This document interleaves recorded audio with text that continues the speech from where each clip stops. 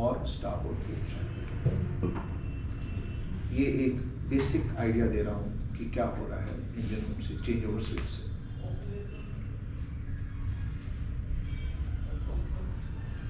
Engine operation from bridge is a single liver operation. ये rule कहता है। मेरे इंजन रूम में मेरे पास दो लीवर्स हैं, one is telegraph and one is the engine control fuel वगैरह। But if it is on UMS और it is on bridge control, then you are supposed to have a single lever control only. It is a requirement. Engine starting me, telegraph me, stopping me, everything is through one lever. ये requirement है। So हम bridge control की बात कर रहे हैं। अगर question आता है ब्रिज कंट्रोल पे तो this is a requirement. That is telegraph, air starting, fuel, reversing, stopping, everything is through that single lever only. Next, barring critical RPM, when the engine is running, is mandatory. You have to have some kind of safety for that. Why the control is not in the engine room, it's a bridge control.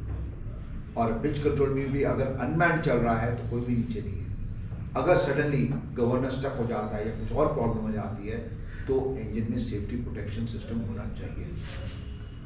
तो barring critical RPM while running, torsional vibration वगैरह का point हमने ध्यान में रखना है। Next, all operation should take place automatically and receive a confirmation signal that orders are obeyed. Engine room में आप मेरे को देते हो टेलीग्राफ से आपने हेड किया, तब तक घंटी बज चलेगी जब तक मैं एक्नॉलेज नहीं करूँगा। अब आप ब्रिज कंट्रोल से कर रहे हो तो you need to be satisfied. आपने जैसे ही कंट्रोल किया, टंग टंग टंग लगा, जैसे एक्नॉलेज हो जाएगा that bell will stop ringing. या आप यूएमएस में कर रहे हो या ब्रिज कंट्रोल से कर रहे हो। So confirmation must be there for every command. आपने स्टार्ट किया, इंजन के आरपीएम आप देख रहे हो और बढ़नी शुरू हो गई। सडनली आप देखते हो ये अभी स्टार्ट हुआ, फिर स्टडी हो गया, ये फ्यूल पे जा रहा है। So you can monitor everything from the bridge. Then the movement of telegraph from stop must first initiate checks. Like आपने टेलीग्राफ को कुछ भी दिया है, डेड स्लो हेड दिया है या स्टर्न दिया है, वो कहता है टेलीग्राफ को तो आपने दे दिया, बट इंजन स्टार्ट नहीं होगा तब तक जब तक द फॉलोइंग आर चेक्ड। तो इनके सेंसर्स होते हैं जो सॉफ्टवेयर को बताते रहेंगे ये ठीक है, ये ठीक है, ये ठीक है, ये ठीक है। वो क्या चार इंपॉर्टेंट पॉइंट्स हैं? टर्निंग गियर इंटरलॉक, इसका मतलब टर्निंग गियर अगर एंगेज्ड है तो ब्रिज से भी आप स्टार्ट नहीं कर सकते। Starting gear is available at control pressure, at correct pressure or not? Pressure in air bottle में तो कैसे स्टार्ट करेंगे? तो आपका अलार्म आ जाएगा ब्रिज पे कि starting air pressure low. Gauge भी होता है आपके पास ब्रिज पे and you also get the alarm. फिर है cooling water, lube oil, fuel oil supplies are in order before starting the engine. इनके प्रेशर टेम्परेचर्स नॉर्मली प्रेशर्स की बात होती है, दे आर विदिन लिमिट्स, तभी इंजन स्टार्ट कर सकते। अब आगे आएगा shutdown and slow down alarms, वो हम बाद में डिस्कस करते हैं, बट ये एक आपका बेस बना रहा हूं इस time.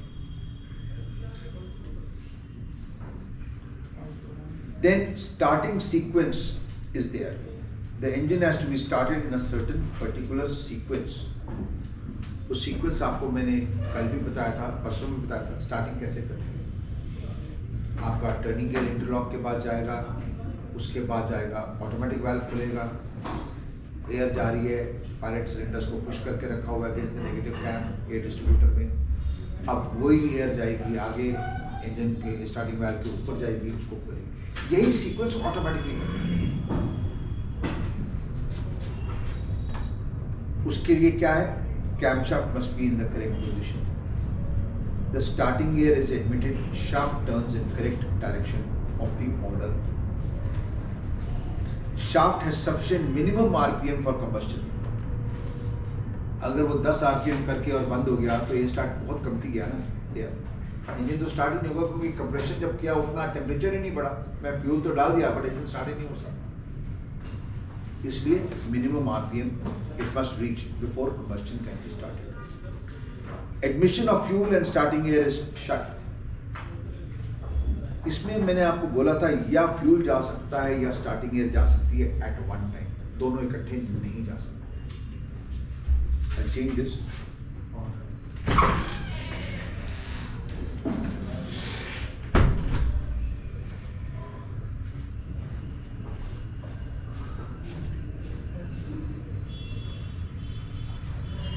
Then RPM adjusted as per command of controller.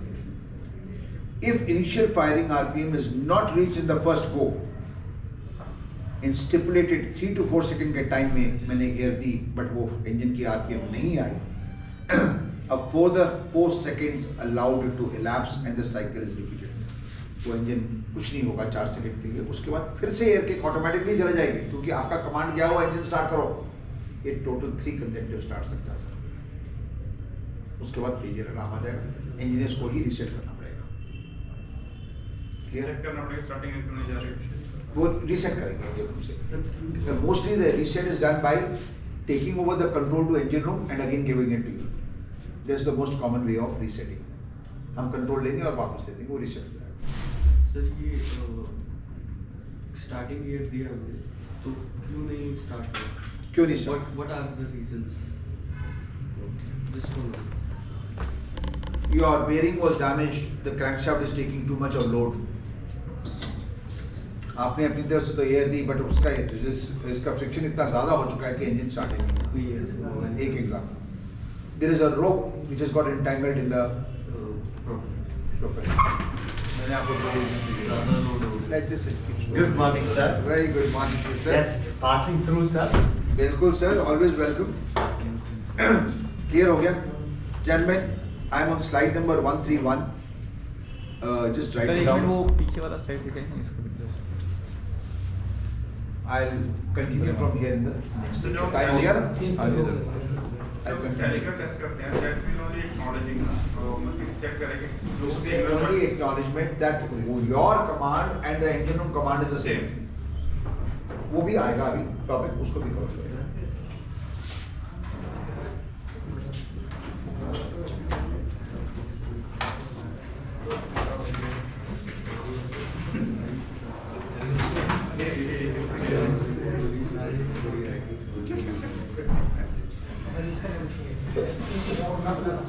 हाँ वही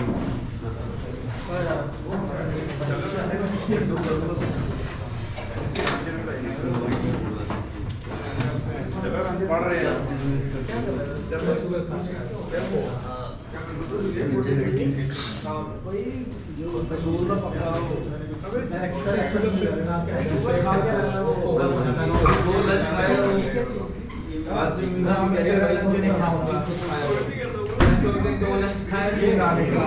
क्या बोल रहे हैं?